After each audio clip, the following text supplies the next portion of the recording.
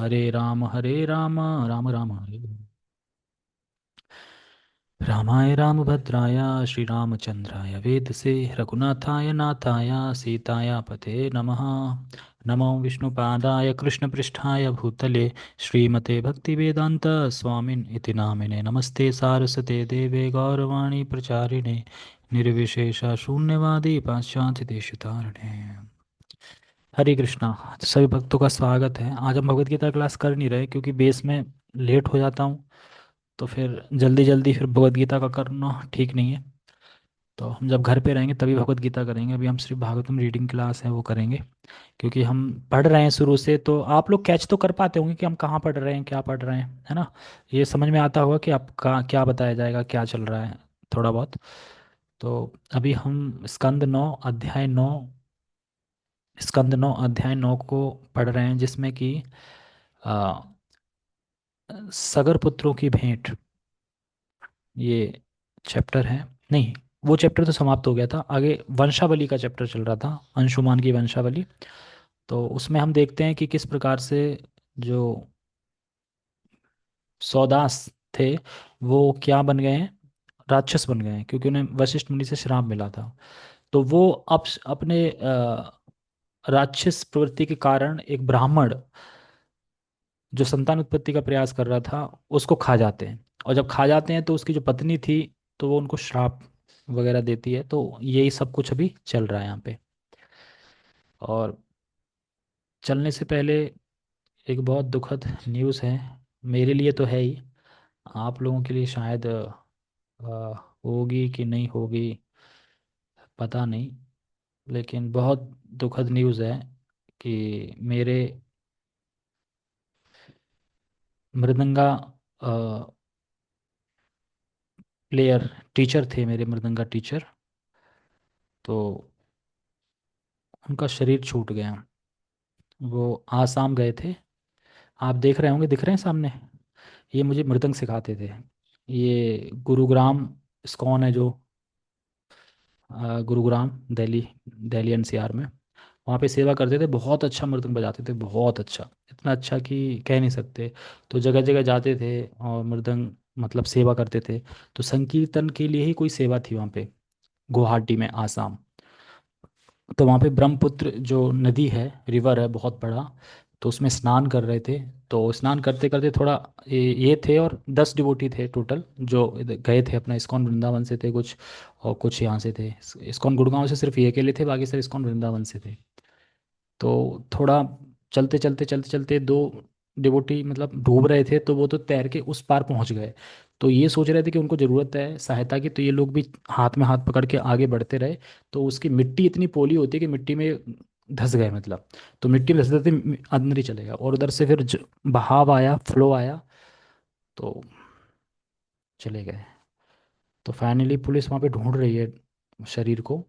तो 5 जो डूब गए हैं उनके शरीर नहीं मिले, जिसमें 2 मिले हैं कल। तो उसमें हमारे जो सागर प्रभु जी हैं, इनका शरीर नहीं मिला है अभी तक। लेकिन ये तो डिक्लियर है कि शरीर छोड़ दिया है। अभी उतनी उम्र भी नहीं थी, कुछ भी नहीं थी, एकदम एकदम यूथ थे। घर में सिर्फ 2 बहन हैं, वो भी अनमेरिड हैं। और फादर तो पहले से ही नहीं थे। और इतना कुछ, हाँ फाइनल मतलब पैसा वैसा भी इतना कुछ ज़्यादा है नहीं। और मेरे टीचर है, मेरे तो टच में रहते थे, क्योंकि मैं तो डील करता था जब भी इनको फीस देनी होती थी। या प्रभु जी कब आ रहे हैं, आज ट्यूसडे क्लास, तो कहते थे नहीं नहीं आज मैं तबीयत खराब है, आज मैं नहीं आऊँगा। कभी बोलते थे मैं 5 मिनट में आ रहा हूँ। एक बार तो मैंने इनसे बोला प्रभु जी आप जल्दी आ जाते तो मेरे लिए प्रसाद रख लिया करो, मैं भूख रह जाता हूँ। तो ये प्रसादम हॉल में यहाँ दिल्ली में प्रसाद रखते थे प्लेट, फिर मैं जाता था, फिर पाते थे प्रसाद। तो बहुत अच्छे थे। और पता नहीं अचानक एकदम हो गया। मैंने तो जब ग्रुप में पढ़ा मैसेज में तो शॉक हो गया एकदम, इसे ऐसे कैसे हो सकता है। तो मैंने सोचा कि कुछ नहीं पता कौन कब तक है, इसीलिए भक्ति कर लेनी चाहिए। कि हम सोच रहे हैं कि अभी तो बहुत टाइम है, भक्ति कर लेंगे भाई, कुछ नहीं पता चलता कि किस टाइम किस कदम पे क्या हो जाए। आप देख रहे होंगे मुस्कान ही इनकी अलग है। तो बहुत बैड न्यूज़ है, बहुत बहुत बहुत बैड न्यूज़ है ये। मेरे लिए तो है ही बहुत। कि मैं सीख रहा था, मेरा अभी पूरा भी नहीं हुआ था कोर्स, अभी भी चल ही रहा था। तब जितना सीख गए सीख गए। अब प्रभु जी के ही हुनर से मैं सीखा हूँ जितना सीखा हूँ, क्या कर सकते हैं। ठीक है, तो अब कुछ कर नहीं सकते क्योंकि उनकी फैमिली पे क्या बीत रही होगी वो मैं सोच रहा हूँ कि दो बहनें हैं जिनकी शादी भी नहीं हुई है, एक लौते पुत्र थे। तो पता नहीं भगवान की क्या मर्जी है, भगवान तो सर्व कारण कारण है। शायद मुझे लगता है कि चैतन्य महाप्रभु को ज़्यादा पसंद आ गया होगा इनका कीर्तन करना और इनका मृदंग बजाना। तो उन्होंने बुला लिया कि आप ना वहाँ पे ना रह के यहाँ पे कीर्तन करो। तो सागर नाम है इनका, सागर प्रभु। और मैंने इनको आईफोन बुक करके दिया था। अब सारी चीज़ें याद आ रही हैं।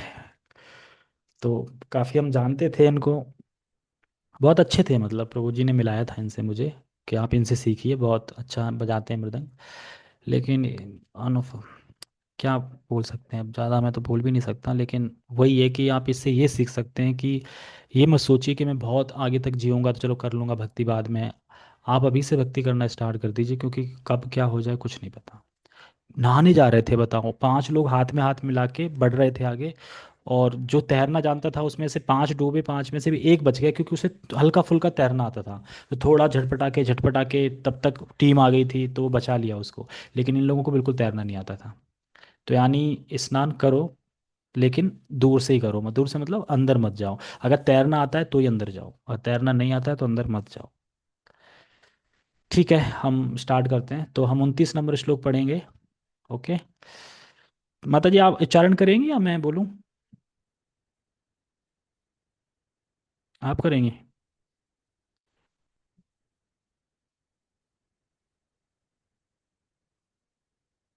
हरे कृष्णा। हरे कृष्णा।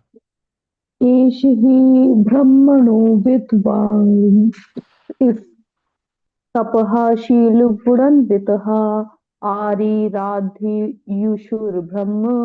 महापुरुष संज्ञितम् सर्वभूतात्मभावेन भूतेष्वन् भूतेष्वन् भूतेष्वन्त अर्हितं गुणैः।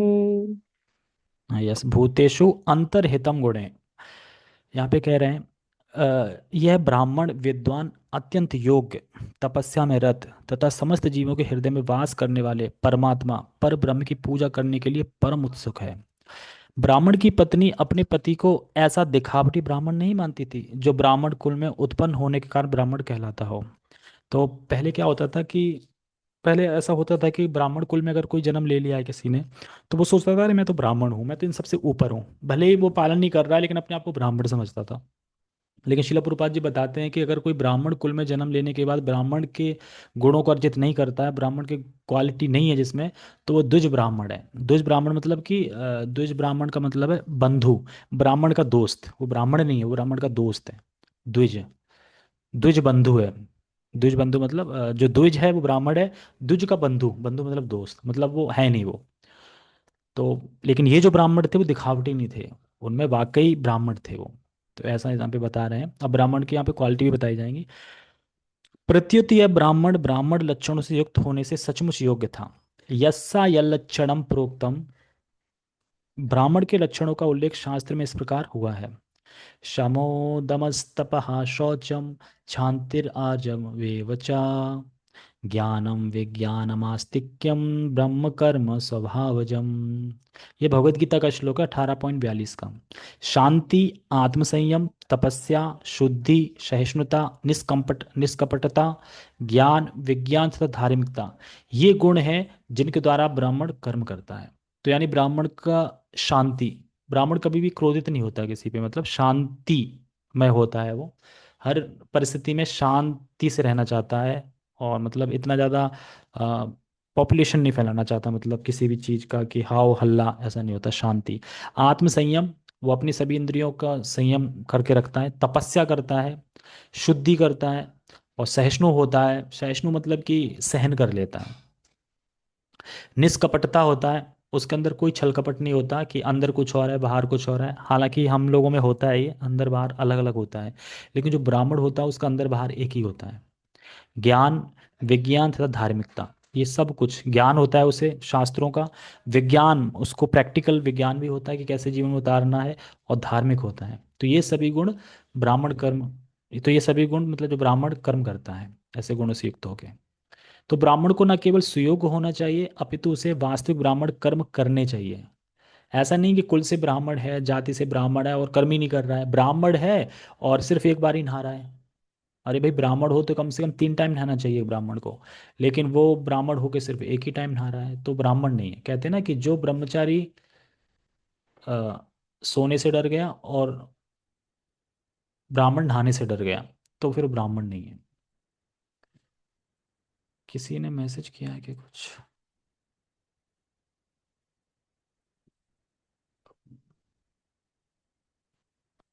कौन सा स्कंद है? ये 9th कैंटो है माता जी। 9 स्कंद, नवा स्कंद। नवा स्कंद, नवाई अध्याय है।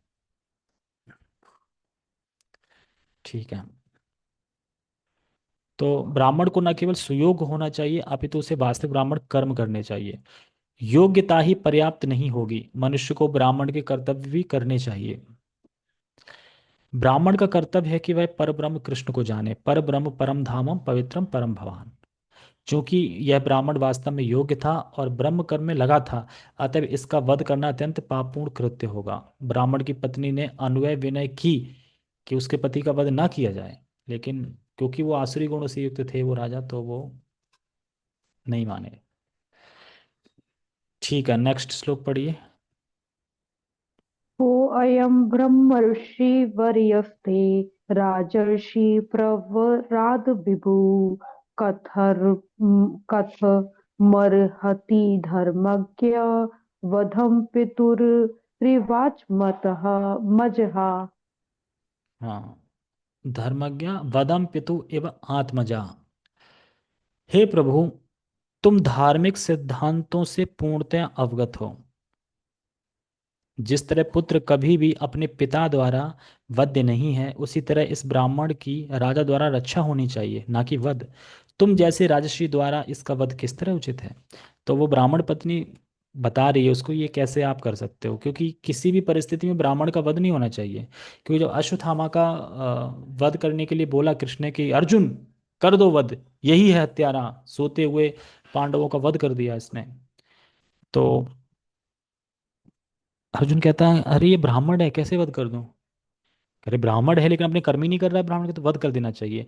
फिर भी भगवान वहाँ यही चाहते थे कि अर्जुन को टेस्ट कर रहे थे कि वास्तव में ये वध करते हैं कि नहीं करते हैं, लेकिन अर्जुन ने वध नहीं किया, तो कहते वाह, ब्राह्मण का वध नहीं करना चाहिए, अवध होता है ब्राह्मण। ब्राह्मण का वध अगर आपको करना ही है, अगर उससे बदला ही लेना है, तो उसकी ना जो जो उसकी मेन जो उसका वो होता है, क्या बोलते हैं, एक सम्मान कह सकते हैं, एक इज्जत कह सकते हैं, वो उनकी चोटी पे होती है। अगर आप शिखा को पूरा ये काट दोगे ऐसे करके, तो वो मरा हुई माना जाता है, बेइज्जती मानी जाती है एक तरीके से, जैसे कि जयद्रथ के साथ किया था, ऐसे अश्वत्थामा के साथ किया था। तो उसके पास एक मणि थी, तो वो मणि निकाल लेते हैं, तो वो मरने के ही तुल्य था। यहाँ बता रहे हैं कि हमने कहाँ तक पढ़ लिया है? हाँ, ब्राह्मण का वध नहीं करना चाहता है, शुरू से पढ़ूं क्या? मैंने पता नहीं कहाँ तक पढ़ लिया था। हाँ, तुम जैसे राजर्षि द्वारा इसका वध करना उचित, किस तरह उचित है? राजर्षि शब्द ऐसे राजा का सूचक है जो ऋषि तुल्य आचरण करता है। मतलब जो राजा होते थे, तो एक तो राजा होते थे क्षत्रिय, एक ऋषि राजा भी होते थे। ऋषि राजा मतलब कि जो ऋषि जो होते हैं ना, वैसे आचरण करते थे, राजा भी हैं और ऋषि जैसे, तो इसलिए राजर्षि बोला जाता है। राजर्षि शब्द ऐसे राजा का सूचक है जो ऋषि तुल्य आचरण करता है। ऐसा राजा नरदेव भी कहलाता है, क्योंकि वह परमेश्वर का प्रतिनिधि माना जाता है। क्योंकि राजा का कर्तव्य ब्राह्मण संस्कृति की रक्षा करने के लिए शासन करना है, अतः वह कभी भी ब्राह्मण का वध नहीं करना चाहता। सामान्यतः ब्राह्मण स्त्री, शिशु, वृद्ध या गाय को दंडनीय नहीं माना जाता। जैसे ब्राह्मण को नहीं मारना चाहिए, स्त्री को नहीं मारना चाहिए, छोटे शिशु को नहीं मारना चाहिए, और वृद्ध को और गाय को, इनका वध नहीं करना चाहिए। तो अश्वत्थामा ने छोटे, मतलब उनका वध, छोटे नहीं बड़े तो हो गए थे, लेकिन फिर भी पुत्र पौत्र थे, उसके पुत्र थे द्रौपदी के, तो वध नहीं करना चाहिए था। अतः ब्राह्मण पत्नी ने राजा से प्रार्थना की कि वह इस पाप कृत्य से बचे, लेकिन वो तो असुर वृत्ति का था, तो कैसे बचेगा? पढ़िए आगे। तस्य साधोर्पापस्य भ्रूणस्य ब्रह्मवादिनः कथनं वदनं यथा ब्रभूर्मन्यते सन्मतो भवान्। कथनम वदनम नहीं है, कथम वदम।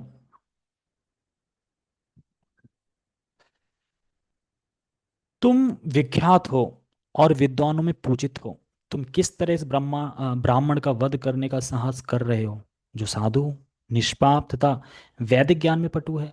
इसका वध करना गर्भ के भीतर भ्रूण नष्ट करने या गौवध के तुल्य होगा। इतनी बड़ी बड़ी मतलब बातें बता रहे हैं, फिर भी राजा नहीं समझ पा रहे हैं। जैसा कि अमर कोश में कहा गया है, भ्रूणों भर के बाल गर्भे, यानी भ्रूण या तो गाय के लिए आता है या गर्भस्थ शिशु के लिए आता है। तो जो भ्रूण वर्ड आता है, या तो गर्भस्थ शिशु होता है तब भ्रूण बोलते हैं उसको, या फिर गाय के लिए आता है। वैदिक संस्कृति के अनुसार गर्भ में जीव के अविकसित भ्रूण को विनष्ट करना गाय या ब्राह्मण के वध के समान पापमय है। आजकल आप लोग तो जानते ही चल रहा है ऐसा। भ्रूण में जीव अविकसित अवस्था में रहता है, मतलब अभी उसका पूरा शरीर बना नहीं है उसमें।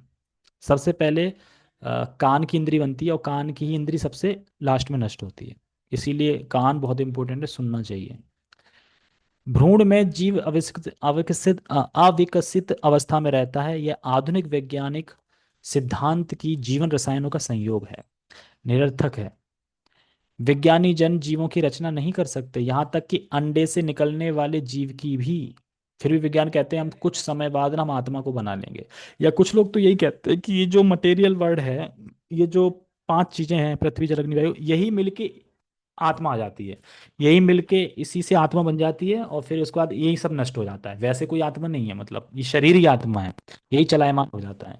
बहुत उल्टी सीधी फिलॉसफी देते हैं। विज्ञानियों का यह विचार है कि ऐसी रासायनिक परिस्थिति उत्पन्न कर सकते हैं जो अंडे के समान हो और फिर उसमें जीवन पैदा हो जाए। निरर्थक है, ऐसा नहीं हो सकता, श्रील प्रभुपाद जी कहते हैं। उनका यह सिद्धांत कि रासायनिक संयोग में जीवन हो सकता है, इसे तो स्वीकार किया जा सकता है, किंतु ये धूर्त ऐसा संयोग ला नहीं सकते। इस श्लोक में भ्रूणस्य वदम वदम आया है, जिसका अर्थ है भ्रूण हत्या। यह वैदिक साहित्य से आई हुई चुनौती है। यह समझना कि जीव पदार्थ का संयोग है अत्यंत भौड़ा तथा नास्तिकपूर्ण है। ये क्या बोलते हैं ना, जो पदार्थ है उसी से प्रकट हुआ है जीव। मतलब जो जड़ चीज है ना, जड़ चीज से ही जीव बना है। वो ऐसा कहते हैं, क्या कहते हैं कि पदार्थ का संयोग ही है जीव। तो ये एकदम नास्तिकवादी, नास्तिकता पूर्ण वो है, और नितांत अज्ञान का सूचक है। मतलब अज्ञानी पुरुष ही ऐसा सोच सकता है कि भाई देखो, एक जीवित चीज से जीवित चीज आती है, ना कि मरी हुई चीज से जीवित चीज आती है। ये समझना, एक फूल से फूल आता है, पेड़ से पेड़ आता है, मनुष्य मनुष्य आता है। तो जीवित चीज से, जो लिविंग एंटिटी है, उसी से कोई चीज आती है। ठीक है, 1:50 हो रहा है ना, ठीक है, एक श्लोक और पढ़िए।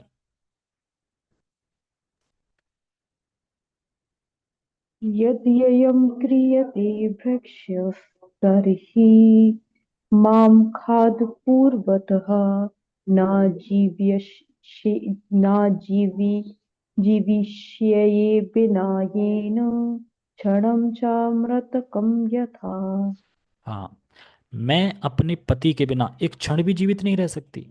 तो पहले की पत्नियां समर्पित होती थी पति के लिए, और पहले सती होने की प्रथा चलती थी।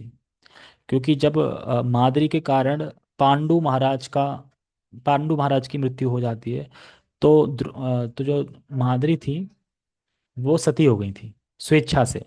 तो जहाँ पति जाएगा वहीं वो उनकी पत्नी भी जाएगी। तो पहले ये प्रथा चलती थी, क्योंकि पत्नी, जब पति पत्नी बन जाते हैं तो वो सौगंध खाते हैं कि हम साथ रहेंगे और मतलब एक दूसरे का साथ देंगे।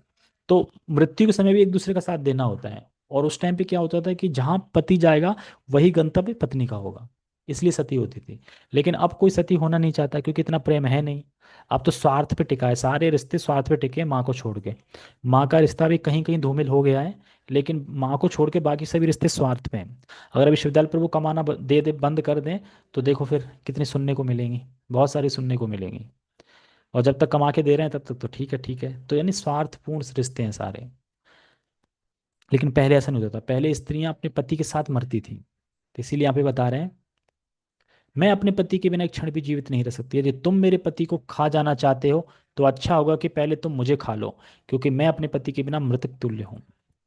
तात्पर्य, वैदिक संस्कृति में सती या सहमरण प्रथा है, जिसमें स्त्री अपने पति के साथ मरती हैं। इस प्रथा के अनुसार यदि पति मर जाता है तो पत्नी जलती चिता में स्वेच्छा से कूद कर अपने पति के साथ जल जाती है। अब आप सोच के देखो, अभी के टाइम में ऐसा कोई कर पाएगा? जलती अग्नि में ऐसा हो सकता है कि कूद जाए, छलांग लगा दे और जल जाए? कोई नहीं कर सकता। भले ही पत्नी कितनी बोले कि अरे मैं तो तुम्हारे बिना जी नहीं सकती, ये सब बस वही है कि इमोशनल है थोड़ी देर के बस।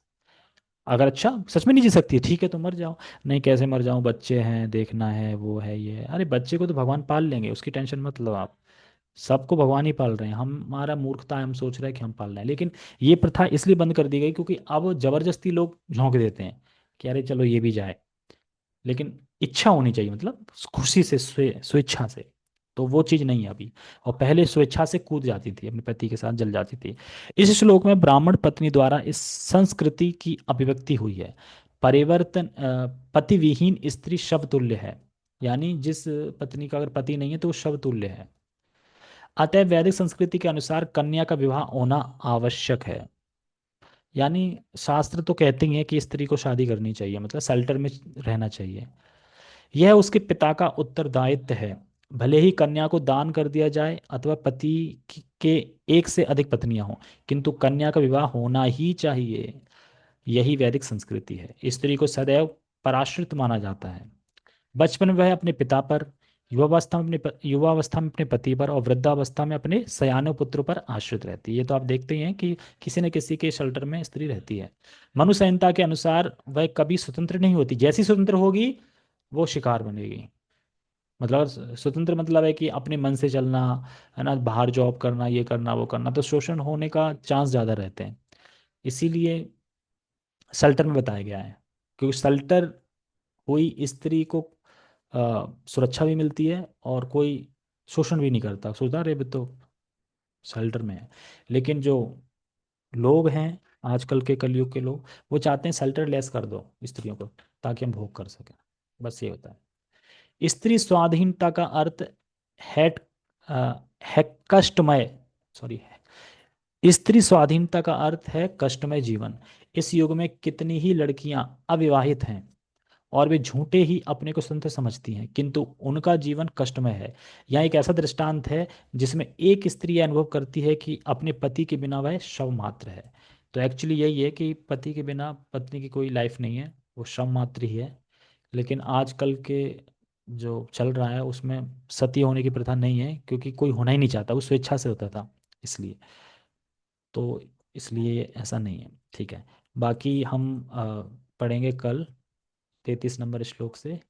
कल शायद मुश्किल है, कल तो क्लास है प्रभु जी की। हाँ मैं आप लोगों को बताना चाह रहा था कि कल इस ग्रेस रसराज प्रभु जी की क्लास है यहाँ पे दिल्ली इस्कॉन में। दिल्ली इस्कॉन से यहाँ आएंगे अपन गोविंदपुरी वेश में 7 बजे शाम को, 7 से 8, फिर डिनर प्रसाद है, फीस्ट है। तो जो दिल्ली में रहते हैं वो वहाँ, और पार्थ सारथी माता जी को तो मैं फ़ोटो भेज दूंगा, है ना। क्लास का फ़ोटो भेज दूंगा, फिर प्रसाद का फ़ोटो भेज दूंगा, है। तो आप वो देख लेना, बहुत अच्छी क्लास करते हैं एक्चुअली। हिज ग्रेस अमोघ लीला प्रभु जी और विज वो दोनों एक ही हैं, कोई अंतर नहीं है। एक्चुअली बॉस हैं एक तरीके से, हिज ग्रेस अमोघ लीला प्रभु जी के बॉस हैं रसराज प्रभु जी ठीक है, तो बहुत अच्छा है, आनंद आएगा, आप बोर नहीं होगे, पक्का हंसोगे कई बार। और फिर बढ़िया से प्रसाद पाना। गोविंदपुरी बेस में रहूँगा यहाँ पे। अगर शिवदयाल प्रभु आना चाहें आ सकते हैं, रेखा माता जी आना चाहें तो आ सकते हैं। और भी कोई पूनम माता जी कौन है, सोनिया माता जी आना चाहें, जो भी आना चाहें आ सकते हैं, वेलकम है, मैं रिसीव करूँगा, ठीक है। तो बाकी हम कल पढ़ेंगे। और एक बार हम उन प्रभु जी के लिए हरे कृष्णा महामंत्र करेंगे जिन्होंने शरीर छोड़ दिया है।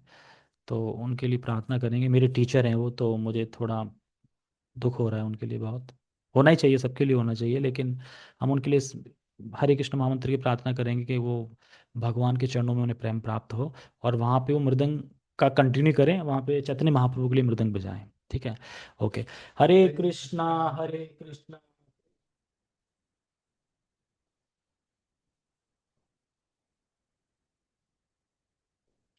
बहुत बहुत धन्यवाद। जगत गुरु शिल प्रभुपाद की जय, श्रीमद् भागवतम की जय।